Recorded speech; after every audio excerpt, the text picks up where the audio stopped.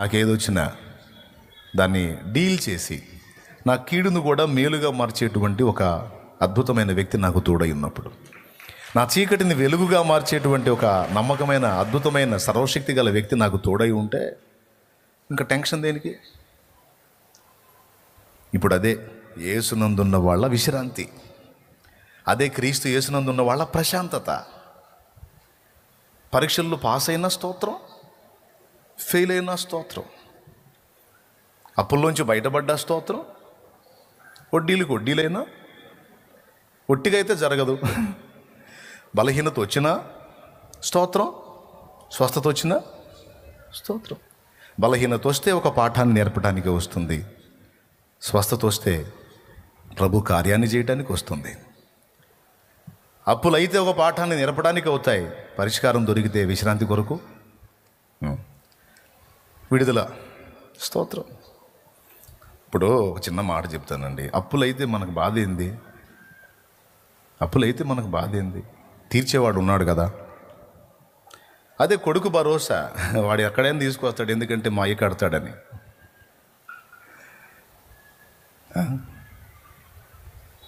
యేసు ప్రభు అన్నిటికీ చాలినవాడు. ఆత్మను విమోచించడానికి తన ప్రాణాన్ని మన కోసం పణంగా పెట్టినటువంటి దేవుడు శరీరానికి కావాల్సిన సమస్యలకు పరిష్కారం చూపలేడా? ఆ మాత్రం విశ్వాసం లేనప్పుడు నువ్వేం విశ్వాసివి? ఆ మాత్రం నమ్మకం లేనప్పుడు నువ్వేమి నమ్మకస్తుడాలివి? దేవుడు నిన్ను పిలుస్తున్నాడు, రా నా విశ్రాంతిలో ఉండు అని. దేవుని గూర్చిన జ్ఞానం సంపాదించుకుందాం రండి అని పిలిచాడు. యెహోవాను గూర్చిన జ్ఞానము సంపాదించుకుందాం రండి అని పిలిచాడు. ఏంటి ఆయన గూర్చిన జ్ఞానం? అసలు ఆయన ఏమై ఉన్నాడు, ఆయన ఎవరై ఉన్నాడు, ఆయన సంగతులు ఏంటి అని తెలుసుకునేది ఒకటి, ఆయన నీకు నాకు ఏం చేయగలడు అనేది తెలుసుకునేది ఒకటి. ఇప్పుడు రెండో దాన్ని చెప్తున్నాను నేను. అసలు ఆయన ఏమై ఉన్నాడు, ఆయన సంగతులు ఏంటని మొదలు పెడితే 2వ కూటం, 3వ కూటం, 4వ కూటం, 5వ కూటం అయిపోయినా ఇది ఒకదే కదా. ఎందుకంటే ఆయన అంత మన లైఫ్ లాంగ్ మనం పరిశీలించిన తరగనటువంటి సబ్జెక్ట్, పాఠం మన ప్రభు. దేవునికి స్తోత్రం. ఇప్పుడు మా నాన్న ఏమై ఉన్నాడు, మా నాన్న ఎంతటి వాడై ఉన్నాడు, మా నాన్న మూలం ఏంటి, అసలు మా నాన్న శక్తి ఎక్కడి నుంచి, ఇవన్నీ తెలుసుకోవటం కంటే ఒకటి తెలుసుకుంటే చాలు, నాకు మా నాన్న తోడుగా ఉన్నాడు, ఇక భయం లేదనుకుంటే చాలు. నాన్న సంగతి తర్వాత తెలుసుకుందాం. ముందు నాన్న బలవంతుడు, శక్తివంతుడు, జ్ఞానవంతుడు చాలు. దేన్నైనా ఢీ కొట్టగలడు చాలు. సో దేవుడు చేసే కార్యాలను గురించి చెప్తున్నాను. మొట్టమొదటిది, ఆయన్ని గూర్చిన జ్ఞానం ఒకడు తెలుసుకోకపోతే సర్వలోకమును సంపాదించుకున్న నరకానికే. ఆయన గూర్చిన జ్ఞానం తెలుసుకున్నవాడు సమస్తము కోల్పోయినా ఇబ్బంది ఏం లేదు. ఆయన చిత్తమైతే కోల్పోయిన దానికి 10 రెట్టింపు తిరిగి నీకు ఇవ్వగలడు, అంతకంటే శ్రేష్టంగా నిత్య జీవాన్ని కూడా ఇవ్వగలడు. లోకము ఎంత సంపాదించినా అది మనకు దేవుణ్ణి తెచ్చి ఇవ్వలేదు. కానీ ఒక్క దేవుణ్ణి కానీ మనం కలిగి ఉంటే, ఆయనను కానీ మనం సంపాదించుకోగలిగితే, శక్యమైతే కదా, ఆయన చిత్తమైతే ఈ లోకం మొత్తాన్ని తెచ్చి మన కాళ్ళ కింద ఉంచగలిగే దమ్మున్నాడు దేవుడు. కాదంటారా? దేవునికి ఆ అవకాశం ఉంది. కానీ లోకం మొత్తాన్ని నువ్వు కుప్పేసినా సరే అది నీకు దేవుణ్ణి తెచ్చిలేదు. భోగాలను ఇచ్చింది కానీ దేవుణ్ణి ఇవ్వలేదు. కానీ ఒక్క దేవుడు ఉంటే లోకం మొత్తాన్ని ఆయనకి ఇష్టమైతే నీ కాళ్ళ దగ్గరికి తీసుకురాగలడు. రాజులను నేను ఎత్తుకుని మోసేవాళ్ళుగా చేస్తాను, వాళ్ళు నీ పాదధూళి నాకేటట్టు చేస్తానన్నాడు వాక్యంలో. దేశం యొక్క ఉన్నత స్థలముల మీదకి నేను ఎక్కిస్తానన్నాడు. నీవు తలగా ఉండవు కానీ తోకగా ఉండవు అన్నాడు. నీ పొలములోని పంట, నీ చేనులోని సమస్తము ఆశీర్వదించబడుతుంది అన్నాడు. ఎండిపోయిన ఎడారులను జీవజల నదులుగా ప్రవహింపజేయగలవాడును అన్నాడు. ఎండిన ఎడారులను పచ్చిక బయళ్ళుగా చేయగలవాడును అన్నాడు. మూడుబారిన జీవితాలను చిగురింపజేయగలవాడును అన్నాడు. ఇంకా చెప్పాలంటే ఎల్ షద్దాయ్, సర్వశక్తి గల దేవుడు. Praise the lord. హల్లెలూయా. కాబట్టి యేసును గూర్చిన జ్ఞానం, దేవుని గూర్చిన జ్ఞానంలో మొట్టమొదటిది ఆయన మన ఆత్మని ఎలా విమోచించాడు అన్నది ఒకటి ఫస్ట్ చెప్పాను. రెండవది ఆయనలో ఉన్న విశ్రాంతి లోకం ఎరగదు. మన ఆత్మకు విశ్రాంతి, అలాగే మన దేహపు వేదనలకు కూడా యేసే విశ్రాంతి. అందుకే నిజంగా దేవుని తెలుసుకున్నవాడు, దేవుని కలుసుకున్నవాడు, దేవునిని నేర్చుకున్నవాడు భయంకరమైన వేదనలో కూడా ప్రశాంతతను అనుభవించగలడు. అతడే విశ్వాసి. అతని ముఖంలో చిరునవ్వు తగ్గదు, ఆమె ముఖంలో కాంతి తగ్గదు, కళ తగ్గదు. ఎందుకేంది? మా దగ్గర యేసుప్రభు నమ్ముకున్న వాళ్ళు చాలామంది ఉన్నారు, వాళ్ళ మొఖాలు ఇప్పుడు ఏడుపు కొట్టు మొఖాలే అని ఒకవేళ మీరు అంటారేమో. దానికి నా సమాధానం ఏంటంటే, దేవుణ్ణి గుర్తెరిగి కూడా ఏడుపు కొట్టు మొఖాలు వేసుకొని తిరుగుతున్నారంటే అసలు వాళ్ళు విశ్వాసులే కాదు. ఒకవేళ వాళ్ళలో దేవుని శక్తిని గూర్చిన విశ్వాసం ఉంటే ముఖం వికారం కాదు, అశాంతి లేనే లేదు. నేను నెమ్మదిగా పండుకొని నిద్రపోయేదను అన్నాడు బైబిల్లోనే. నేను నెమ్మదిగా పండుకొందును, హాయిగా నిద్రపోతాను అన్నాడు. ఎందుకంటే నా మెలకువలోనూ నా నిద్రలోనూ కూడా కాచుకునేవాడు నాకు తోడై ఉన్నాడు.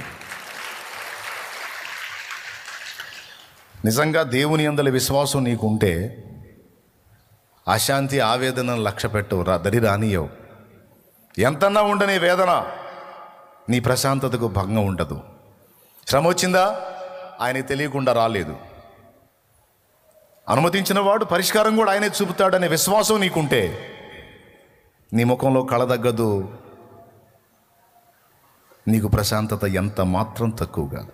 అందుకే చర్చికి వస్తా, దేవుని వాక్యాన్ని వింటా, దేవుని శక్తిని గూర్చి తెలుసుకొని కూడా కొంతమంది వేదనలో ఉన్నారంటే అది నమ్మట్లేదు ఆయన్ని వాళ్ళు. ఎక్కడైతే విశ్వాసం ఉంటుందో అక్కడ ఆందోళనకి, వేదనకి తావులేదు. ఎక్కడ ఆందోళన, గలిబిలి, గందరగోళం ఉందో అక్కడ విశ్వాసం లేదనే అర్థం. ఏది నేనేమన్నాను మీరు చెప్పండి? అంటే మొత్తం చెప్పమంటలేదు, నేను ఇప్పుడు అన్నమాట చెప్పమంటున్నాను. ఎక్కడ విశ్వాసం ఉంటుందో, ప్రభునందలి విశ్వాసం ఎవరిలో ఉంటుందో అక్కడ ఆందోళన, వేదనకు తావులేదు. అవి రెండు కలిసి కాపురం చేయం. అక్కడ వేదన, ఆందోళనకి, భయానికి తావు లేదు. ఎక్కడ ఆవేదన, ఆందోళన, భయం, గందరగోళం ఉందో, ఏ వ్యక్తిలో ఉందో ఆ వ్యక్తి దేవుని యందలి విశ్వాసాన్ని కలిగి లేడు అని అర్థం. అది సరిగా కలిగి లేడు అని అర్థం. ఒకవేళ దేవుని యందలి విశ్వాసం బలంగా ఉంటే ఈ ఆవేదనకు, ఆందోళనకు అసలు తావే లేదు అంటుంది దేవుని వాక్కు. అంటే ఎక్కడుంది అంటారా? విశ్వసించువాడు కలవరపడడు అన్నాడు. విశ్వసించువాడు ఏమాత్రము సిగ్గునొందడు అన్నాడు. అంటే దాని అర్థం ఏంటి మీరు చెప్పండి? విశ్వసించువాడు కలవరపడడు అంటే కలవరపడేవాడు విశ్వసించనివాడా, విశ్వసించేవాడా? ఇప్పుడు చెప్పండి. కలవరం ఉన్న చోట విశ్వాసం లేదని అర్థం. విశ్వాసం ఉన్న చోట కలవరానికి తావే లేదు. ఇప్పుడు చెప్పండి, ఎవరెవరు ఏ విషయాల్లో కలవరపడుతున్నారో, ఏ విషయాల్లో టెన్షన్ పడుతున్నారో, ఎగ్జామ్స్ రాసిన వాళ్ళు రిజల్ట్స్ ఏమొస్తాయో అనే భయం. వారు నాయన కుటుంబ సమస్యలు, ఆ సమస్యలు, ఈ సమస్యలు, ఇన్ని కలవరాలో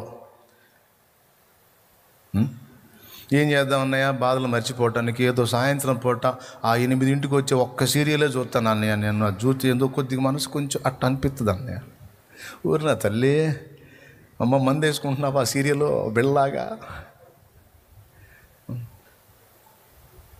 సడన్గా నేను ఇంట్లోకి వెళ్ళాను అనుకో, మూవీ వస్తుంది అనుకో, ఏందో అన్నయ్య ఒక్కోసారి మనసు ఎందుకు కలవరంగా ఉంటేను అది పెట్టుకుంటే ఎందుకు కొంచెం కాసేపు బాగా ప్రశాంతంగా ఉంటుందని పెడుతున్నాను అన్నయ్య. ఆపేయండి రా, అన్నయ్య వచ్చాడు, ఇటు పోయి నాకు పెడతాం మళ్ళీ. ఏమి దారిలో వెతుక్కున్నావు బంగారు తల్లి? నీ బతికే ఏడుపు అయితే మళ్ళీ సీరియల్లో చూసి ఇంకా అతి ఏడుపు ఎందుకు? అది ఎందుకండి? అయిన కాదు. ఒకవేళ నీకు ఏదన్నా ఆ బలహీనత ఉంటే నేను చేయగలిగింది ఏం లేదులే, కానీ నువ్వు వెతుకుతున్నది మాత్రం అక్కడ దొరకదు. ఇంకా ఆవేదనకు ఆవేదన తోడైతే మరి ఎక్కడుంది ప్రశాంతత? దేవుని యందలి విశ్వాసంలో ఉంది. ఇంతవరకు ఎంతమందికి అర్థమైంది? తమ్ముడు నిజంగా అర్థమైందా? అన్నయ్య నిజంగా అర్థమైందా? లేకపోతే అర్థమైందని చెయ్యెత్తుతున్నావా? మరి ఇక నువ్వు ముఖం వికారంగా పెడితే మర్యాదగా ఉండదు. మరి కాస్త నవ్వు ముఖం పెట్టండి, దండం పెడతాను. తుమ్మల్లో పొద్దు పొడిచినట్టు పెట్టవాకండి, కాస్త నవ్వండి, అది కళగా ఉండండి. నీ పక్కన ఉన్నవాళ్ళు చూసి, నీ ముఖం చూసి, బెదరు చర్చికి వస్తావా? వద్దులే బెదరు, నువ్వు పోతున్నాగా నువ్వు. ఎందుకంటే నీ ముఖమే తుమ్మల్లో పొద్దు పొడిచాడు, ఎప్పుడు ఏడుపు కొట్టి ముఖం ఉంటుంది కదా. నువ్వు రమ్మని పిలిస్తే పొరపాటును కొట్టాడు, ముందు నువ్వు సంతోషంగా ఉండే, ఆ తర్వాత చూద్దాం అంటాడు. అదే నువ్వు వాని ఎదుట ఎలాంటి శోధనలో కూడా కళగా సంతోషంగా దేవుని యందలి విశ్వాసాన్ని బట్టి కలవరం లేకుండా నువ్వు ఉంటే అది వాడిని ఆలోచింపజేసిద్ది. బెదరో వస్తావా అనే పని లేదు, ఆడే అడుగుతాడు, ఎట్లా ఉంటున్నావు? నీకున్న ప్రాబ్లమ్స్ నాకు వస్తే అసలు చచ్చిపోతా నేను అన్యాయంగా. అసలు ఇంత హ్యాపీగా ఎలా ఉండగలుగుతున్నావు అంటే నాదేముంది, ఆ మహానుభావుడు. ఎవరా మహానుభావుడు? ప్రభు అయిన యేసుక్రీస్తు. ఆయనను బట్టి నా ధైర్యం, ఆయనను బట్టి నా ఆనందం, ఆయనలోనే నా విశ్రాంతి. ఇక ఈ మనుషులకి నేను చెబుతున్నా కదా, షుగర్ ఉన్న కంట్రోల్ అయిపోయింది, బీపీ ఉన్న కంట్రోల్ అయిపోయింది, క్యాన్సర్ ఉన్న కంట్రోల్ అయిపోయింది. నువ్వు ఏ కంపెనీ జబ్బు చెబుతావో చెప్పు, మొత్తం కంట్రోల్ అయిపోతాయి.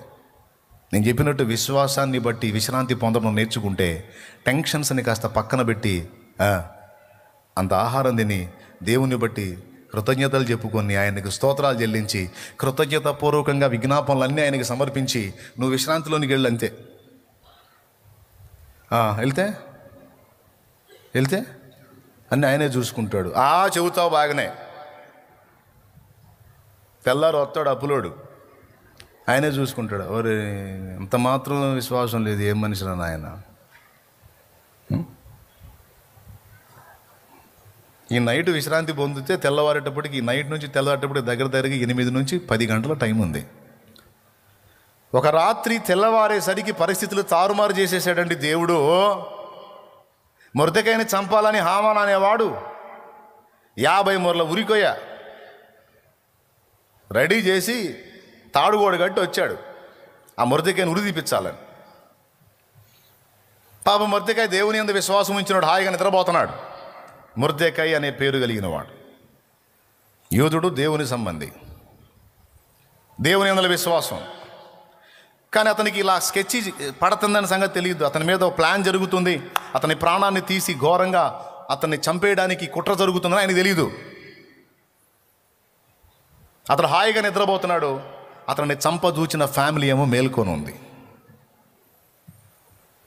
అటు హామాన్ అనేవాడు రెడీ చేసుకున్నాడు. రాజు దగ్గరికి వెళ్ళి పర్మిషన్ తీసుకొని ఈ మొర్దెకాయ అనేవాడిని చంపేయాలి. ఇతడు ఒక అధికారి, హామాన్ అనేవాడు రాజు దగ్గర. చిన్న అధికారి కాదు, పెద్ద అధికారి.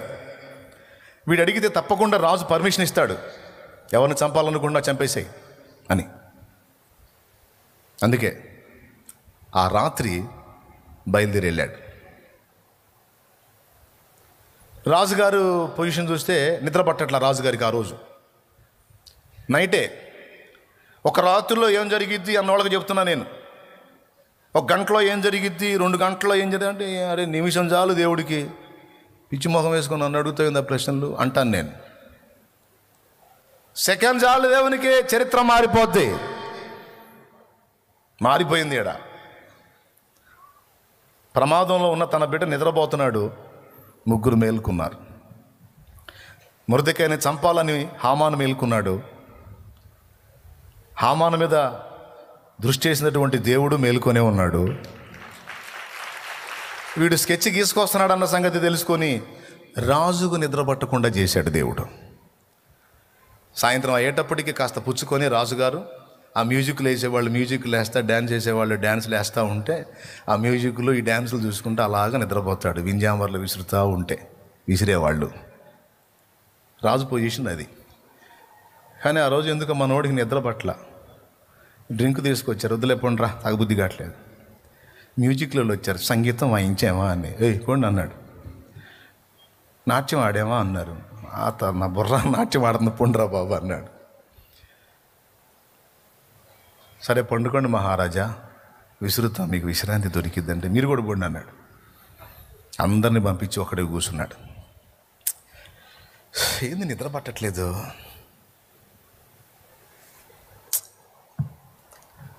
ఏందో అని. ఎవరక్కడ? చిత్తమ్మ. రాజ్యపు సమాచార గ్రంథం తెచ్చి నా ముందు పెట్టండి, రాజ్యంలో ఏమేమి జరుగుతున్నాయో సంగతులు చూస్తాను, ఎటు కూడా నిద్ర పట్టట్లా, ఎందుకు ఖాళీగా ఉంటే పిచ్చెక్కేటట్టుంది అన్నాడు. వాళ్ళు తెచ్చి ఆ గ్రంథం ముందు పెట్టారు. ఎప్పుడు నిద్రపోయే రాజు ఆ రోజు ఎందుకు నిద్రపోకుండా ఉండాలి? ఒకటి. సరే నిద్రపోలేదు, పో అటు కూర్చున్నాడు. ఎవరినో వాళ్ళని పిలిచి కాసేపు మీటింగ్ వేసుకోవచ్చుగా. రాజ్యపు సమాచార గ్రంథం ఎందుకు తెమ్మన్నాడు? అక్కడేదో జరిగింది. రాజు హృదయం దేవుని చేత కాలవ వలి ఉన్నది, ఆయన తన చిత్తవృత్తి చొప్పున దాన్ని తిప్పును అని ఉంది బైబిల్లో. రాజు హృదయము దేవుని చేతిలో కాలువ వలి ఉన్నది. పల్లెటూరులో కాలువలు ఉంటాయి తెలుసా, పొలాల్లో కాలువలు. ఎటు కావాలంటే అటు తిప్పుకోవచ్చు. చిన్న చిన్న కాలువలేగా, ఎంతమందికి తెలుసు? అలా ఉంటుందంట మానవ హృదయం దేవుని చేతిలో. ఎటు కావాలంటే అటు తిప్పగలిగే దమ్ము దేవుడికి ఉంది. అందుకే రాజుకు నిద్ర పట్టకుండా చేశాడు, రాజు లేచి కూర్చునేటట్టు చేశాడు. ప్లస్ సమాచార గ్రంథం తేండి అన్నాడు. సమాచారాలంటే, రాజ్య సమాచారాలంటే ఇన్ని ఉంటాయి. కానీ మనోడు ఓపెన్ చేయగానే మొర్దెకై రాజును కాపాడిన అంశం కనపడింది. ఎవడు నా మీద ఏదో ప్రయోగం చేశాడు, నన్ను చంపేయాలని కుట్ర పన్నాడు అని ఈ మొర్దెకై అనేవాడు చెప్పాడు. అది వాస్తవమేనంటే, మహారాజా అది వాస్తవమే. మన అంతరంగికుల్లో అలా చేయబోతే, మీ మీద కుట్ర చేయబోతే, దాన్ని గుర్తించిన మొర్దెకై సమాచారం అందిస్తే వాళ్ళని పట్టుకొని మేము ప్రశ్నించినప్పుడు వాళ్ళు నిజం ఒప్పుకున్నారు, వాళ్ళు నిజంగా మీ ప్రాణహాని తలపెట్టారు మహారాజా అన్నాడు. అంటే ఈ మొర్దెకై అనేవాడు నా ప్రాణాన్ని కాపాడాడనమాట. అవును మహారాజా. ఈ మొర్దెకై అనేవాడు సమాచారం ఇవ్వకపోతే నేను అంత్య సంగతులు అనమాట. అవును మహారాజా. ఎరా మరి నా ప్రాణాన్ని కాపాడి ఈ రోజు వరకు నేను ఇలాగ తిరగటానికి కారణమైన ఆ మొర్దెకైకి కనీసం ఏమన్నా మర్యాద చేశారా? లేదు మహారాజా. మరి ఏం చేస్తున్నారా, ఏం చేస్తున్నారు అంటుండగానే హామాను వచ్చాడు, ఏదో మొర్దెకైని చంపించడానికి. రండి హామాను గారు, ఈ టైంలో వచ్చారేంటి? లేదు మహారాజా, ఒక ప్రత్యేకమైన విషయాన్ని మీతో పంచుకుందామని. అది తర్వాత. నేను ఒకటి అడుగుతాను, చెప్పవాయా? రాజు ఘనపరచను అపేక్షించు వానికి ఏం చేస్తే బాగుంటుంది అన్నాడు. ఎవరినైనా ఒకడిని రాజు ఘనపరచాలనుకున్నప్పుడు ఏం చేస్తే బాగుంటుంది చెప్పవాయా, సలహా చెప్పు అన్నాడు. వీడేమనుకున్నాడు తెలుసా? ఇప్పట్లో ఫామ్లో ఉంది మనమే కదా, కాబట్టి నన్నుగాక ఇంకెవరిని గణపరుస్తాడులే, ప్రధానాధికారి నేను కదా, ఈ మధ్యనే కదా నాకు జాబ్ ఇచ్చాడు, నేనంటే బాగా రాజుకు బాగా ఇప్పుడు ఇష్టంగా ఉంది, నన్నుగాక ఇంకెవరిని గణపరుస్తాడులే అని. మహారాజా, రాజు గణపరచను అపేక్షించడానికి తమరు ఎక్కే రథం ఇవ్వాలి, తమరు ధరించే దుస్తులు ఇవ్వాలి, తమ కిరీటం ఇవ్వాలి, రాజదండం ఇవ్వాలి, తమ ఘనత ఏదైతే ఉందో అదంతా వానికి కట్టబెట్టాలి. కట్టబెట్టి రాజ్యమంతటా కూడా రాజు ఘనపరచను అపేక్షించు వానికి ఇలాగూ చేయ తగునని చాటింపు వేయించాలి. అది తిప్పితే అద్భుతంగా ఉంటుంది మహారాజా. వీడి ఫీలింగ్ ఏంది? వీడికి వచ్చింది ఆ పొజిషన్ అని. ఈ మ్యాటర్ అయిపోయిన తర్వాత ఇక మొర్దెకైని ఫినిష్ చేసేటువంటి సంగతి అడుగుదాం అనుకున్నాడు.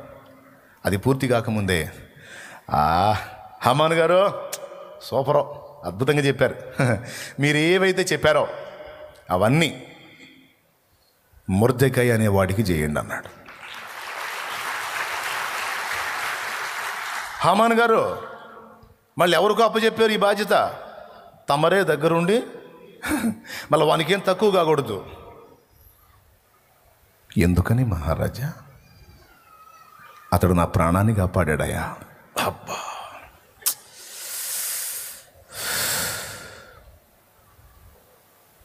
ఇంకేం చేస్తాడు? ఏం చేస్తాడు చెప్పు? ఆజ్ఞ ఎవరిది? మహారాజా, ఆ మొర్దెకై మంచోడు ఏయ్ అన్నాడు. ఆ మొర్దెకై మంచోడు కాదు ఏయ్ అన్నాడు. మంచోడు కాదంటాడు, నా ప్రాణాన్ని కాపాడితే నువ్వు తేడా ఈయన వేసేయండి అంటే అయిపోయి. రాజుతో శత్రులు కాదుగా, తీసి వీడిని వేసేసేయండి అంటే ఇంక అంతే. ఇప్పుడన్నా అన్ని న్యాయస్థానాలు, కోర్టులు, బోర్డులంతా వ్యవహారం. అప్పట్లో రాజు ఆజ్ఞ వచ్చిందంటే ఇంకంతే, తీసుకెళ్ళి వైనంగా కూర్చోబెట్టి తలగొట్టేయటమే. మారు మాట్లాడకుండా పోయాడు బిడ్డ. ఎన్ని రోజుల్లో జరిగింది ఏంది కార్యం? నెలల, సంవత్సరాల, వారాల, రోజుల? ఒక రాత్రి తెల్లవారేటప్పటికీ ఒకడు చంపాలని ప్లాన్ చేస్తే దేవుడు దాన్ని తిరగదిప్పి ఘనపరిచి రాజ్యమంతటా మహిమపరిచాడు. తారుమారు చేయలేడా దేవుడు? దేవునికి చేత కాదా? అలా అనుకున్నామంటే అది నీ దిక్కుమాలిన విశ్వాసం. ఏం విశ్వాసం? ఇక దిక్కుమాలిన విశ్వాసం, దేవుడు మెచ్చే విశ్వాసం కాదు అది. చెప్పండి, ఇప్పుడు చెప్పండి. మాట్లాడలేడు, అప్పులతో మాట్లాడలేడు, సమస్యలతో మాట్లాడలేడా, రోగాలతో మాట్లాడలేడా, ఇబ్బందులతో మాట్లాడలేడా, నిన్ను వేధించే వారితో మాట్లాడలేడా? మాట్లాడగలడో? ఒక్కసారి దర్శిస్తే చాలు, నిన్ను టార్చర్ చేసేవాళ్ళు నీకు దండం పెట్టి నిన్ను మోసుకుంటూ తిరుగుతారు. జరిగిద్దండి అది, నమ్మాలి. నేను నమ్ముతా. మీ సంగతో? అలా నమ్మితేనే విశ్రాంతి. అలా నమ్మకపోతే కుందేలు పరిగెత్తుతుంది, వెంటబడి సింహం దొరుకుతుంది. సింహం ఏం చేద్దాం? అదే లేడిని దుప్పిని వేటాడాలి. కుందేలు వెంటబడింది, ఏం దొరక్క, ఏదో ఒకటి కడుపులో వేసుకుంటే గ్యాస్ రాకుండా మూలబడి ఉంటుందని సింహం దొరుకుతుంది కుందేలు. పరిగెత్తి పరిగెత్తి పరిగెత్తి సడన్గా సింహంకి ఎదురు తిరిగి నిలబడింది కుందేలు.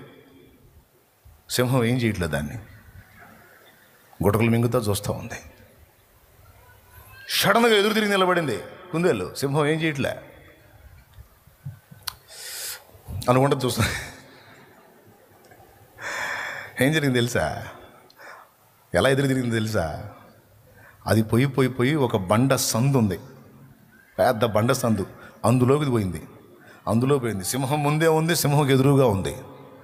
ఇప్పుడు ఇది పంజా కొడితే దీని పంజా పోయిద్ది, మళ్ళీ ఇంకో దాన్ని వేటాడుకోండి, ఎందుకంటే అది బండలో ఉంది. ఇప్పుడు ఈ కుందేలు ఫీలింగ్ ఏంది? ఇప్పుడు రారా సింహం గారా, రారా అంటే ఏయ్ రా బయటికి అంటే నేను పొరపాటును కూడా రాను. రా, ఇప్పుడు తప్పించుకుంటే మళ్ళా నువ్వు చిక్కవా, నాకు చిక్కినప్పుడు చూద్దాం పో. వస్తావా? రావా? రాను. ఏ పంజా విసురుతావా? విసురు, ఇంకో దాన్ని వేటాడటానికి నీ పంజా ఉండదు. ఇది బండ. బండ.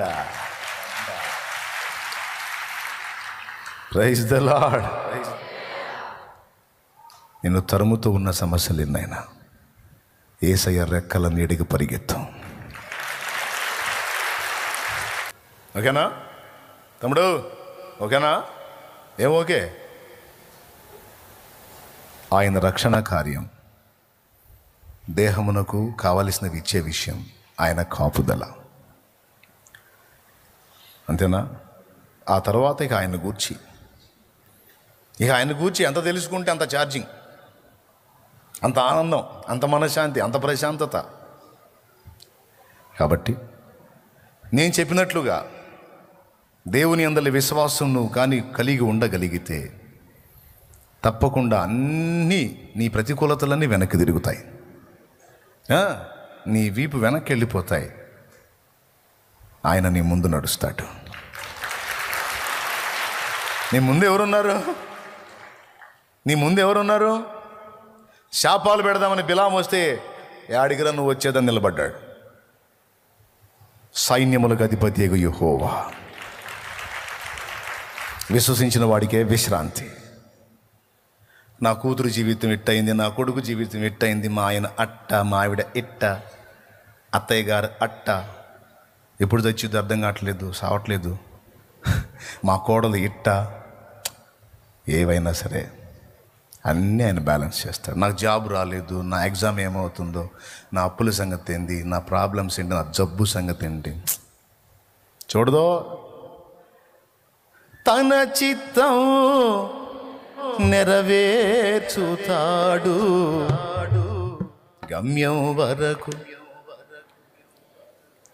ఇంతవరకు ఈ పాయింట్ని పక్కన పెట్టేస్తా. ఓకే, సందర్భం వచ్చింది కాబట్టి చెప్పా.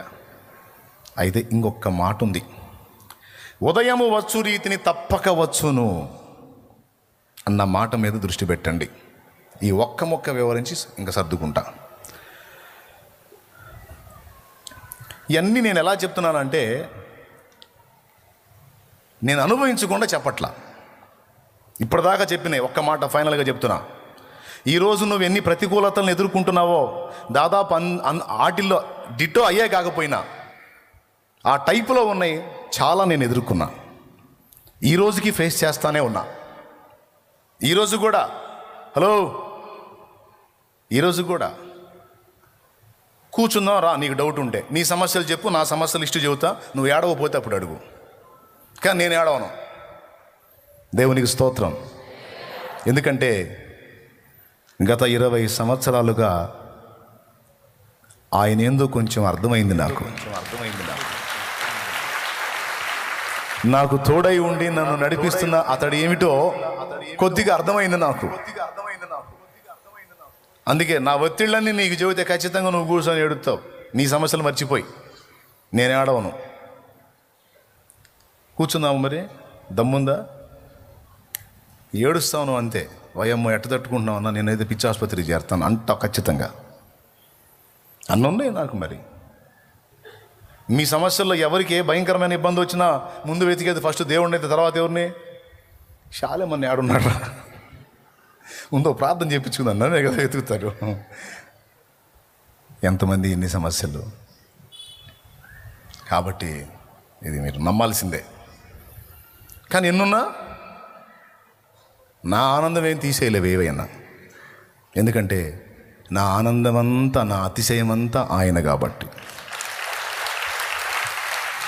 బాధపడుతున్నట్టు ఫేస్ పెడతా, కానీ ఆ బాధ ఒరిజినల్ కాదు. విచారం ఉన్నట్టు ఫేస్ పెడతా, ఆ విచారం ఒరిజినల్ కాదు. కొంతమంది నవ్వుతున్నట్టు మొహం పెడతారు, ఆ నవ్వు ఒరిజినల్ కాదు. సో నాది రివర్స్ అనమాట. బాధపడుతున్నట్టు ఫేస్ పెడతాను, కానీ ఆ బాధ ఒరిజినల్ కాదు. లోపల శాంతి ఉంటుంది, అది ఒరిజినల్. లోపల విశ్రాంతి ఉంటుంది, అది నిజం. గుండె నిండా ఒక ధైర్యం, ఏసే ఆ ధైర్యం. ఎందుకంటే నేను ఎరుగుదును కాబట్టి చెప్తున్నా. ఒక 20 ఏళ్ళు నడిచా కాస్త కూస్తో ఆయనతో. ఈ నడకలో కొంచెం అర్థమైన అనుభవ జ్ఞానాన్ని మీకు చెప్తున్నా ఈరోజు. దేవుని గూర్చిన జ్ఞానం సంపాదించుకుందాం రండి. అదే మాట చదివి మళ్ళీ 2వ కూటంలో కూడా మీకు వివరిస్తా, ప్రభు చిత్తం అయితే. ప్రస్తుతానికి ఒక్క మొక్క ప్రభు చిత్తం అయితే అన్నాను, మళ్ళీ ఇదే చెబుతాడేమో అనుకోవద్దు, మ్యాటర్ ఇంకోటి ఉందలే. అయితే ఇంకొక పాయింట్ చెప్తా. ఉదయము వచ్చు రీతిని తప్పక వచ్చును అన్నాడు. శుక్రవారం రోజు ఒక మాట చెప్పా. మనకి జీవితంలో ఒక ఉదయమే ఉందా, అనేక ఉదయాలు ఉన్నాయా? తొందరగా చెప్పండి, ముగించుకుందాం. ఎంతమంది ఒప్పుకుంటారు అనేక ఉదయాలు ఉన్నాయని? రైట్. అంటే తూర్పున సూర్యోదయం ప్రతిదినం ఎంత ఖచ్చితమో ఆయన మన దగ్గరకు వచ్చేది కూడా అంతే ఖచ్చితం అంటాడు.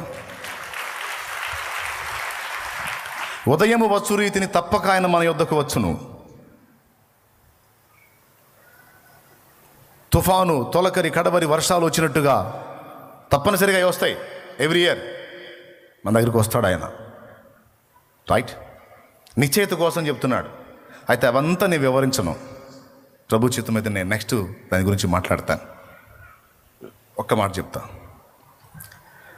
శుక్రవారం రోజు మాటని మళ్ళీ ఒక్కసారి రెట్టిస్తాను నేను. ప్రతి ఉదయం ఏ రోజుకు ఆ రోజు నీకు నూతన శుభోదయం. అవునా? దేవుడు ప్రతిరోజు మన మీద చూపిస్తున్నది నూతనమైన కృప, నూతనమైన వాత్సల్యం.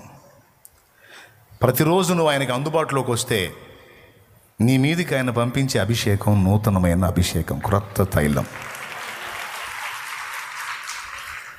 ఎప్పుడు నువ్వు నూతనంగా ఉండాలని, నూతనంగా ఆలోచించాలని, నూతనంగా అడుగులు వేయాలనేది దేవుని ఆకాంక్ష.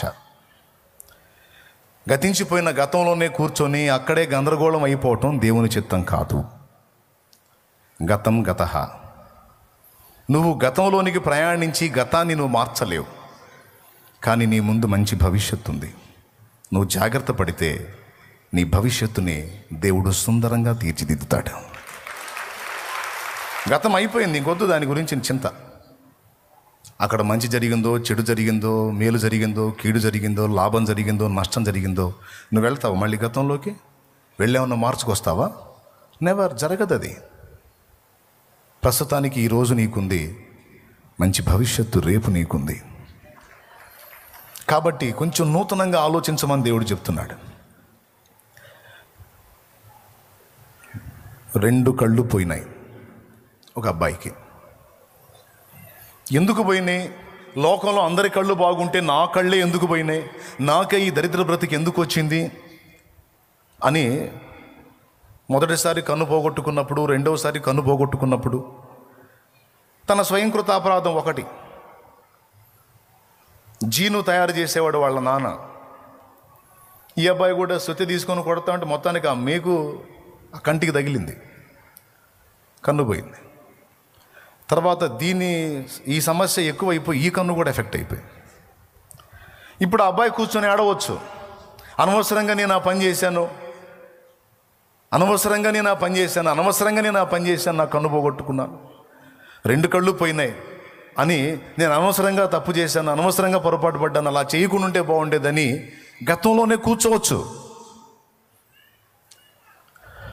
కూర్చోలా ఒక ఆలోచన చేశాడు. ఇప్పుడు లోకంలో కళ్ళు లేనివాడిని నేను ఒక్కడేనా? అసలు కొంతమంది పుట్టటమే అందులుగా పుట్టారు.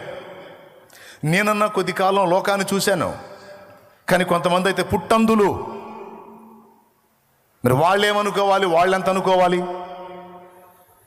కాబట్టి అయ్యో నేను అలా చేయకుండా ఉంటే బాగుండేదని నా గతంలో చూడటం కాదు, నా భవిష్యత్తు సంగతి ఏంటి ఆలోచన చేశాడు. క్రొత్తగా ఆలోచించాడు. ఓకే, నా కళ్ళు పోయినాయి, నాకు అంధకారం కమ్మింది, అయితే నేను గతాన్ని తలుచుకుంటూ బాధపడితే నేను వెళ్ళి గతంలోకి వెళ్ళి మార్చలేను, కానీ భవిష్యత్తును శాసించగలిగే శక్తి దేవుడు నాకు ఇస్తాడు అనుకున్నాడు. క్రొత్తగా నూతన ఆలోచనలు మొదలుపెట్టాడు. వాళ్ళ తండ్రి ఏదన్నా పండు తీసుకొచ్చి ఇస్తే దాన్ని పట్టుకొని టచ్ చేసి దాని స్పర్శ జ్ఞానంతో ఇది ఫలానా ఫ్రూట్ అనేవాడు. సీతాఫలం తెచ్చిస్తే ఇది సీతాఫలం, యాపిల్ తెచ్చిస్తే ఇది యాపిల్, బత్తాయి తెచ్చిస్తే ఇది బత్తాయి, రూపాయి నాణ్యం ఇస్తే ఇది ఫలానా పైసా. స్పర్శ జ్ఞానంతో విషయాన్ని తెలుసుకోగలుగుతున్నాను. ఓ పని చేయాల. అంతకుముందు మిలిటరీలో ఒక కోడ్ భాష ఉండేది. పేపర్ మీద డాట్స్ పెట్టి, రంధ్రాలు పెట్టి వాళ్ళు సంకేతాలు పంపుకునేవాళ్ళు. మ్యాటర్ రాయరు, రంధ్రాల ద్వారా కోడ్ సంకేతాలు పంపేవాళ్ళు పేపర్ మీద రంధ్రాలు చేసి.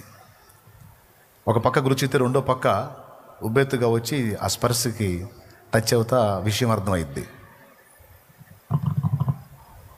అది వచ్చింది మనోడు ఆలోచనలోకి. ఇప్పుడు నేను కళ్ళు పోయినా అనేక మందికి నేను వెలుగుగా ఎందుకు మారకూడదు, ట్రై చేద్దాం అని క్రొత్తగా ఆలోచించి చిన్నగా డాట్స్, చుక్కలు, రంధ్రాలు పొడిచి ఆ స్పర్శతో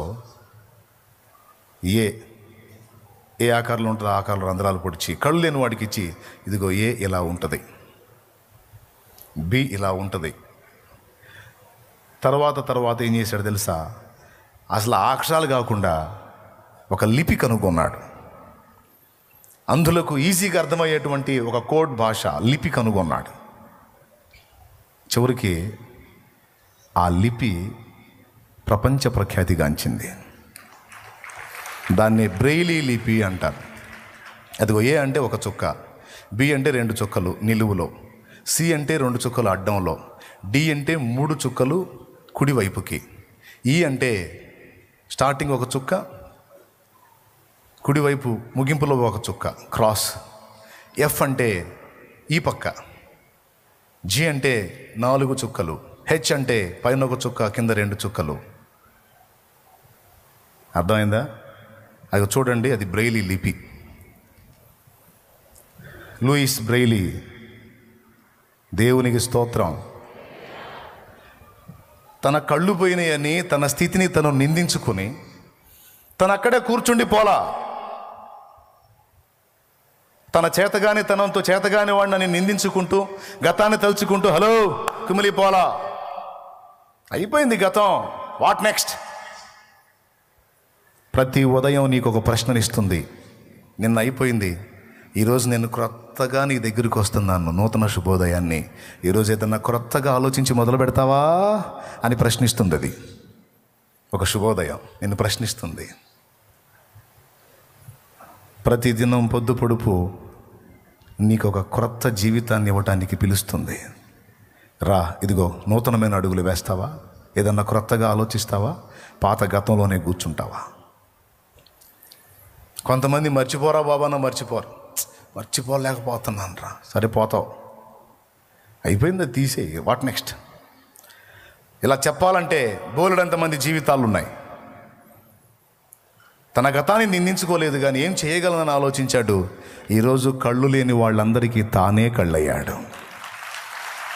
ఆయన లూయిస్ బ్రెయిలీ. చూడండి, కాసేపు చూడండి, ఇబ్బంది ఏం లేదు. కాళ్ళు లేవని కొందరు, శరీరం బలహీనపడిందని కొందరు, చదువు లేదని కొందరు, జ్ఞానం లేదని కొందరు, వయసు అయిపోయిందని కొందరు, సమస్యల వలయంలో చుట్టుపడ్డాను ఇంకెక్కడ బయటపడేదని కొందరు, క్యారెక్టర్ లేదని కొందరు, చెడిపోయింది నా లైఫ్, నేను చెడ్డ క్యారెక్టర్ కలిగి ఉన్నానని కొందరు, నేను మత్తు పదార్థాలకు అలవాటు పడ్డానని కొందరు. అవునా? ఇంకేం లేదా పరిష్కారం? అయిపోయింది, నిన్నటితోనే అవన్నీ అయిపోయినాయి. ఈరోజు సంగతి ఏంటి? ఈరోజు జీవితాన్ని క్రొత్తగా మొదలుపెట్టు. ఒకప్పుడు భయంకరమైన త్రాగుడు జీవితాల్లో ఉన్నవాళ్ళు ఇక్కడ ఉన్నారు. ఎంతమంది ఉన్నారు? చేతులు ఎత్తండి బ్రదర్స్, చేతులు ఎత్తండి. బాగా తాగిన వాళ్ళు చేతులు ఎత్తండి. ఇలా కాదు, ఇలా. Very good. ఆ చేతులు ఎత్తిన వాళ్ళందరి జీవితాలు అవే. ఈరోజు చాలామంది తాగి పొర్లాడుతున్నారు. ఒకప్పుడు వాళ్ళు కూడా అంతే పొర్లాడారు. కానీ వాళ్ళు ఒక నూతన ఆలోచన చేశారు. ఎంతకాలం ఇది? ఎంతకాలం ఈ జీవితం? ఒక మార్పు చూడాలి అని యథార్థంగా ఆలోచించుకున్నారు. ఒక క్రొత్త తలంపుతో అడుగు ముందుకేశారు. ఆ బంధకాల్లోంచి బయట పడవేయగలిగే దేవుణ్ణి ఆశ్రయించారు. అంతేకాదు, ఆయన సన్నిధిని కాచుకొని పోరాడారు, పెనుగులాడారు. చివరికి ఏం జరిగిందో మీకు తెలుసు. ఇప్పుడు చేతులెత్తి సన్నిధిలో సాక్షులుగా ఉన్నారు. కొందరైతే ఇటు పక్క కూర్చున్న వాళ్ళలో కొందరైతే గతంలో వ్యసనపరులు ఇప్పుడు సేవకులుగా మారారు. నేను ఏకాంత ప్రార్థనకి వెళ్ళే రూట్లో వెళ్తూ ఉంటే ఒక వ్యక్తి ఫుల్లుగా తాగి, ఒక యవనస్తుడు ఫుల్లుగా తాగి రోడ్డు పక్కన అడ్డం పడ్డాడు. హాయిగా నిద్రపోతున్నాడు మత్తులో. నాతో ఉన్న వాళ్ళు ఎవరో దారుణం కదా అన్నట్టున్నారు. నేను అన్నాను, నాకు అతన్ని కూర్చున్న పరిస్థితిని బట్టి కొంచెం బాధ కలిగింది మనిషిగా, సాటి మనిషిగా. ఎందుకంటే పక్కన మురికి కాలువ పక్కన పండుకొని ఉన్నాడు. బాధ కలిగింది. కానీ నా మనసులో ఒక ఆలోచన, దేవుడు అంటున్న మాట ఏంటంటే, అతడు నా యొద్దకు వస్తే మన జీవితం ఇంకో రకంగా ఉంటుంది. ఇంకొక మాట కూడా ఏంటంటే, ఈరోజు నీ పక్కన తిరుగుతూ నీతో పాటు సేవ చేస్తున్న వాళ్ళు, నువ్వు ఉపదేశం చేస్తుంటే కూర్చొని వాక్యం వినేవాళ్ళలో చాలామంది ఒకప్పుడు ఇదే పొజిషన్లో ఉన్నారు. ఆనాడు వారి కుటుంబం, వారి సమాజం, వారి బంధువర్గం, వారి స్నేహితగణం వారిని చూసి తిట్టారు, దూషించారు, శపించారు. నీ బతుకు ఇంతే అన్నారు. ఎవరిని చూసి? ఈరోజు నీ పక్కన తిరిగి సేవ చేస్తున్న వాళ్ళని చూసి, నీతో పాటు సన్నిధిలో ఆరాధిస్తున్న వాళ్ళని చూసి ఒకప్పుడు ఇలా అన్నారు. కానీ ఆ రోడ్డు పక్కన పడి ఉన్న వాళ్ళు, ఒక తాగుబోతున్న వాళ్ళు చూసి నిందించారు. కానీ నేను మారబోతున్న ఒక వ్యక్తి, మారి అనేక మందికి మాదిరిగా ఉండబోతున్న ఒకరిని చూశాను నేను. అప్పుడు అర్థమైందా? మారి ఇతరులకు, అనేకులకు మోడల్గా మారబోతున్న వ్యక్తిని చూశాను. నేను చెప్తున్నా, నీ ఇంట్లో ఉన్నారా బలహీనులు? వ్యభిచారంలో ఉన్నారా? త్రాగుబోతుతనంలో ఉన్నారా? మాట వినని స్థితిలో ఉన్నారా? మత్తు పదార్థాలకు బానిసలై ఉన్నారా? ప్రార్థన చేయి, ప్రార్థన చేయి. ఒక త్రాగుబోతు నువ్వు చూస్తున్నావు, ఒక్కసారి దేవుడు దర్శించాడంటే ఆ త్రాగుబోతు అనేక మంది త్రాగుబోతులను మార్చేవాడవుతాడు. ఒక వ్యభిచారపోడిని నువ్వు చూస్తున్నావు, దేవుడు ఒక్క పర్యాయం వాడిని దర్శించాడంటే అనేక మంది వ్యభిచార జీవితాలను మార్చే యోధుడిని నువ్వు చూడగలుగుతావు. ఒక హిజ్రాని నువ్వు చూస్తున్నావు, ఒకవేళ అతడు దేవుని చేత పట్టబడితే అనేక మంది హిజ్రాలను చెడుతనం నుంచి కాపాడే యోధుడు అవుతాడు, యోధురాలు అవుతుంది. ఏం చెప్తావో చెప్పు. ఈరోజు బలహీనులుగా కనపడుతున్న నీ పిల్లల్ని గురించి నువ్వు శపించొద్దు, నిందించొద్దు, తృణీకరించొద్దు. ఈరోజు బలహీనులుగా కనపడుతున్న నీ పిల్లల్ని గురించి నువ్వు వేదన పడొద్దు. గుర్తుపెట్టుకో, ఈరోజు బలహీనులుగా ఉన్న ఈ పిల్లలే నా తండ్రి చేతుల్లో పడితే, నా తండ్రి చేయి వాళ్ళ మీదకి వస్తే వాళ్ళు యోధులు అవుతారు, లోకానికి వెలుగవుతారు. నీకే నెమ్మది లేకుండా చేసే నీ బిడ్డలు అనేక మందికి నెమ్మదినిచ్చి స్వాంతనిచ్చేటువంటి యోధులు కాగలరు. కారని ఎవడు చెప్పాడు నీకు?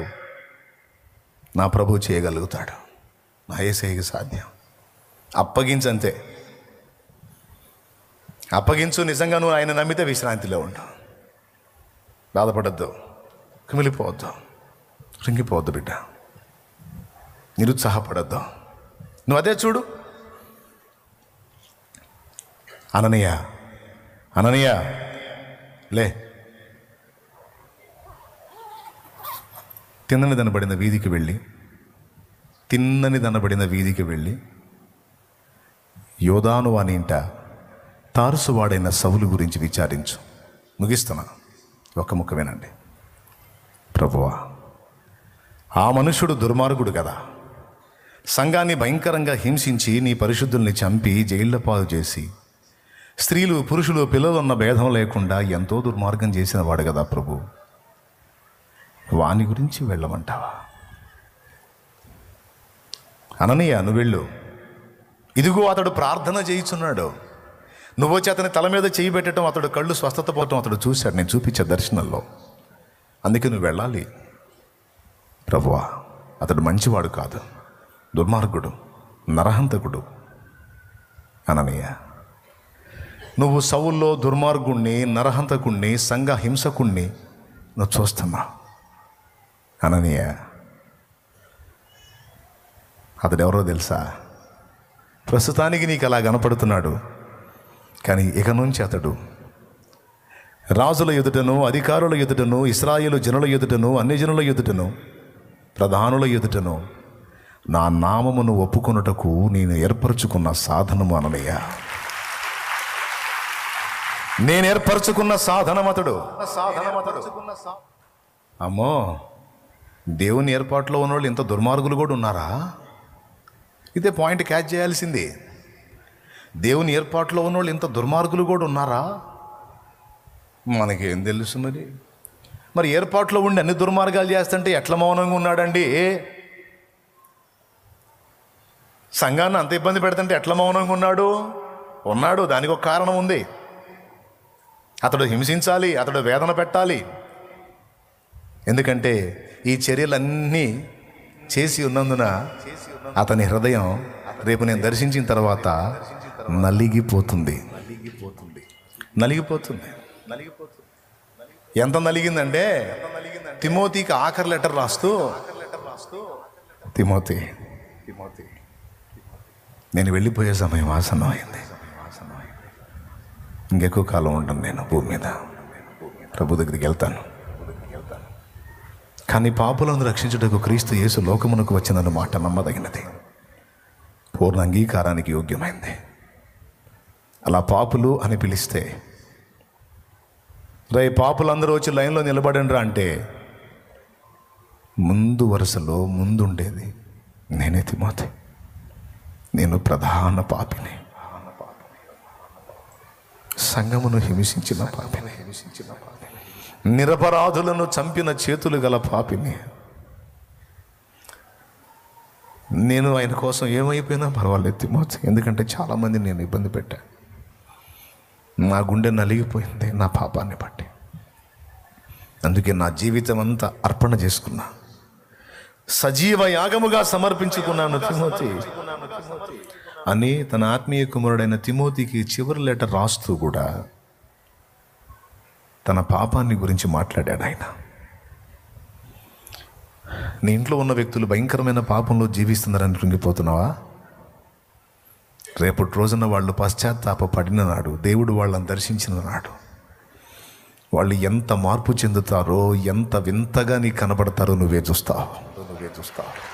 చూద్దుగా నాగు. అయితే నువ్వు ఒక్కటి చేయి బిడ్డ, నువ్వు ఒక్కటి చేయి, ఆయనకు అప్పగించు. యేసయ్యా నీకు అప్పగిస్తున్నాను దేవా. ఈరోజు సౌల్లాగా ఉన్నాడు, నువ్వు పౌల్లాగా మార్చగలవు.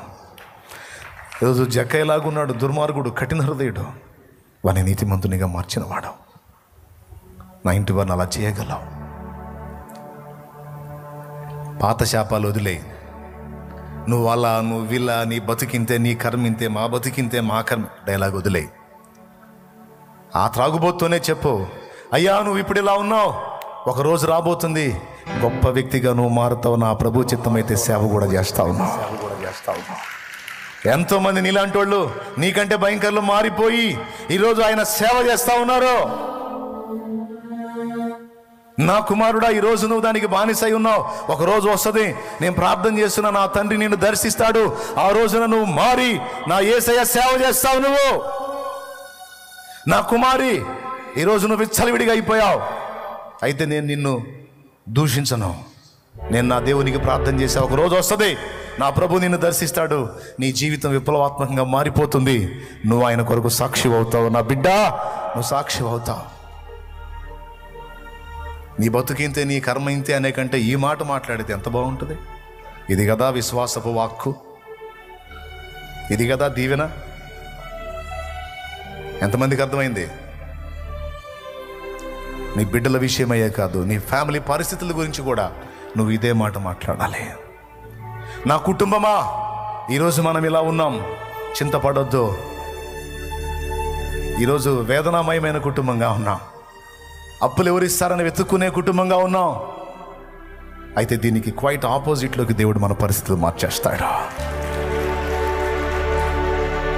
ఎవరు ఇస్తారా అని వెతికిన మనం, ఎవరు అడుగుతారా ఇద్దామని ఎదురు చూసే రోజు ఒక రోజు వచ్చింది, ఇచ్చే రోజు వచ్చింది. కఠినమైన లేమిని అనుభవిస్తున్న మనం సర్వ సమృద్ధితో నింపబడే రోజు వచ్చింది. చెప్పుకోలేని సమస్యలతో నలిగిపోతున్నా జనాంగమా, నువ్వు కూడా సంతోషించే రోజు ఒక రోజు వచ్చింది. ఈరోజు నువ్వు ఎదుర్కొంటున్న ఆందోళన, ఆవేదన దేవునికి తెలుసు. ఒంటరిగా కూర్చొని నువ్వు ఏడ్పు, దేవా ఎందుకు నా జీవితం ఇలా అయిపోయింది, ఎందుకు నా పరిస్థితి ఇలా మారిపోయిందని సింగిల్గా నువ్వు కూర్చొని తలుపులు వేసుకొని నువ్వు ఏడ్చుకొని కళ్ళు దుడుచుకునే అనుభవం దేవునికి తెలుసు. అది మారిపోతుంది తప్పకుండా. ఈరోజు నీ కన్నీళ్ళు కొద్ది రోజుల్లో ఆనంద బాష్పాలుగా మారుతాయి. నమ్మాల్సిందే. ఉదయం తప్పక వచ్చు రీతిని ఆయన మన యొద్దకు వచ్చును. ప్రతి ఉదయం నీకు ఒక శుభోదయం, నూతన ఆరంభం. క్రొత్తగా ఆలోచించు, క్రొత్తగా మాట్లాడు, క్రొత్తగా ప్రయత్నించు, నూతనంగా అడుగులు వేయి. దేవుడు నీకు తోడై ఉన్నాడు. అశాంతిని వదిలే, కలవరాన్ని వదిలే, నా తండ్రి ఉన్నాడు. అవమానం వచ్చిందా రాని, రోడ్డుకు లాగారా లాగని. మరి రేపు నేను సాక్ష్యం చెప్పాలంటే అనుభవాలు లేకుండా నేనేం చెబుతాను? ఈరోజు కొంతమంది పిల్లల్ని నిలబెట్టి దేవుని మాటలు అందించండి అంటే వాళ్ళకున్న అనుభవంలో వాళ్ళు చెబుతారు. నా అనుభవాలు వాళ్ళు చెప్తారా? నేను పొందాను అనుభవాలు, చేదైన అనుభవాలు ఎన్నో పొందాను. నేను అన్నానికి లేని రోజును గడిపాను. నేను వస్త్రహీనతను ఎరుగుదు. నేను సెకండ్ హ్యాండ్ బట్టలు తొడుక్కున్నాను. నేను 40 రూపాయల షర్టు, 70 రూపాయలు ప్యాంటు, సెకండ్ హ్యాండ్ డ్రెస్ వేసుకున్నాను. అంటే వస్త్రహీనత అంటే ఏంటో నాకు తెలుసు. చర్చికి అందరూ మంచి బట్టలు వేసుకొని వెళ్తూ ఉంటే సరైన చొక్కా, సరైన ప్యాంట్ నాకు లేదు.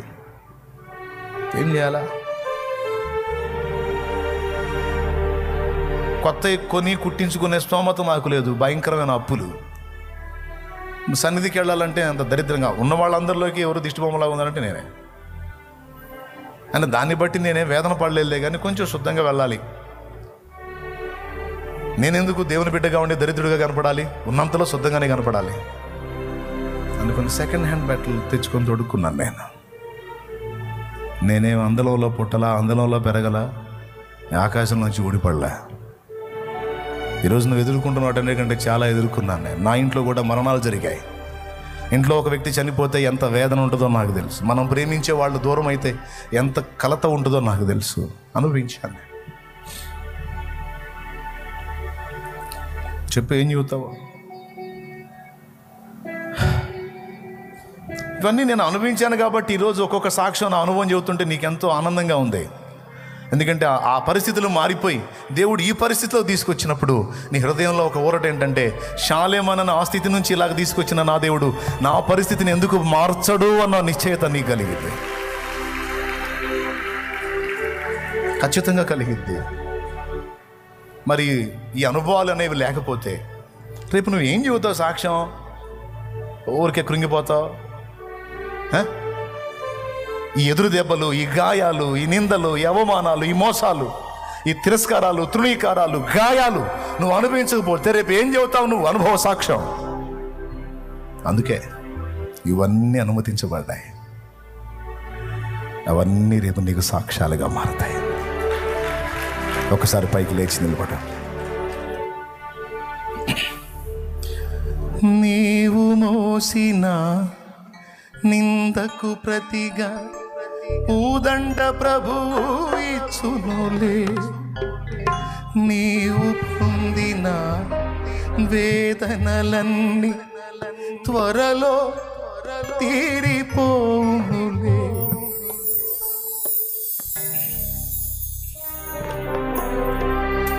Praise the lord.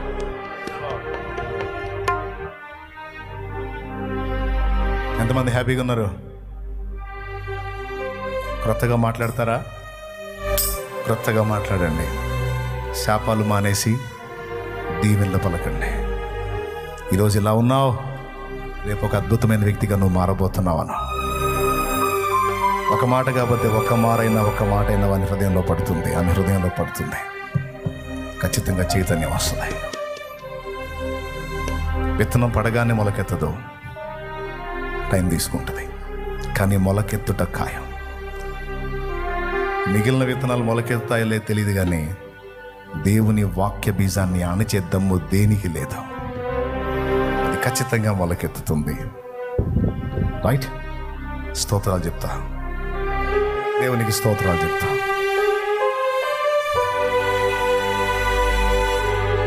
పరిశుద్ధ తండ్రి, నా ఎదుట నిలిచిన బిడ్డల్ని జ్ఞాపకం చేసుకో.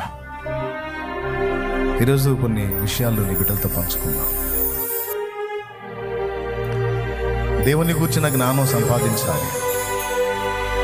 లోకంలో అన్ని మతాలు మంచిని బోధిస్తున్నాయి, కానీ విమోచనని ఏ మతం బోధించలేదు. పాపి అయిన మానవుడు తన పాపాలు కడిగి వేసుకొని పరమాత్మను చేరేటువంటి సరైనటువంటి త్రోవను ఎవరూ చూపలేదు. ఆ త్రోవ, ఆ మార్గం నువ్వే యేసయ్యా. ఆత్మలను విమోచించడమే కాదు, దేహములకు కావలసిన వాటి విషయంలో కూడా నన్ను విశ్వసించు, శాంతిగా ఉండు, నేను చూసుకుంటాననే మాట నీవే ఇచ్చావు. అందుకే నీ అందరి విశ్వాసం ఉన్నవాడు మనశ్శాంతిగా ఉండగలుగుతున్నాడు. ఘోరమైన ఇబ్బందులలో, కఠినమైన కలవరాల్లో సైతం విశ్వాసాన్ని బట్టి ప్రశాంతత పొందగలుగుతున్నాడు. మా బిడ్డలందరికీ కూడా అలాంటి స్థిర విశ్వాసము, ధైర్యము అనుగ్రహించమని వారి పక్షంగా ప్రార్థన చేస్తున్నాను. వారి జీవితాల్లో ఏ కలతలు అనుభవిస్తున్నారు, ఈ కలతలన్నీ రేపు ఆనందకరమైన సాక్ష్యాలుగా మారిపోవులుగా. ఏ ఇక్కట్టుల్లో వారు ఉన్నారో ఆ ఇక్కట్టులన్నీ తొలగించబడి ఒక నూతనమైన ఆశీర్వాదం, ఆనందం వారు అనుభవించుదురుగాక. వారి కన్నీటికి ప్రతిగా ఆనంద నాట్యము, దుఃఖమునకు ప్రతిగా పూదండ వారికి దయచేయుదురుగాక. మా దేవ, కనికరించి నీ బిడ్డలందరినీ, చిన్నల్ని, పెద్దల్ని, వృద్ధుల్ని, స్త్రీలని, పురుషుల్ని, యవనుల్ని పేరు పేరున దర్శించు. ఎవరికి ఏ మాటలు అవసరమైనవో ఆ మాటలన్నీ నువ్వు మాట్లాడినందుకు కృతజ్ఞతాస్తుతులు చెల్లిస్తున్నా. ప్రతి ఉదయం మాకు ఒక నూతన అవకాశం ఇస్తున్నట్టు మాకు కనబడుతుంది. నా ప్రభువా, పాత అనుభవాల్లో, పాత జ్ఞాపకాల్లో, గడిచిపోయిన గతంలో జరిగిన పొరపాట్లు, తప్పులను తలంచుకుంటూ కృంగిపోవటం కాదు. అది అయిపోయింది. ఇక నూతనంగా జీవితాన్ని ప్రారంభించమని, క్రొత్తగా ఆలోచించమని, క్రొత్తగా అన్ని మొదలుపెట్టమని నువ్వు మాట్లాడుతున్నావు. ఇది చాలా విలువైన మాట. అందుకే మళ్ళా నేను నీ ఆత్మ నడిపింపులో దీన్ని రెట్టించాను ప్రభు. బిడ్డల అంతరంగాల్లో స్థిరపరిచి బలపరచమని యేసు నామములో వేడుచున్నాం తండ్రి. ఆమేన్. మీ జీవితాలను ప్రభు చేతికి అప్పగించండి.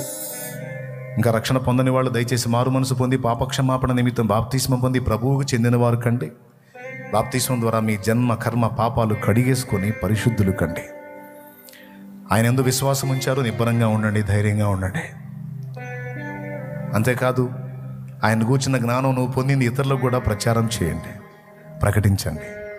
ఇది మత ప్రచారం కాదు, విమోచన మార్గాన్ని చూపేటువంటి మాట. మత ప్రచారం కాదు.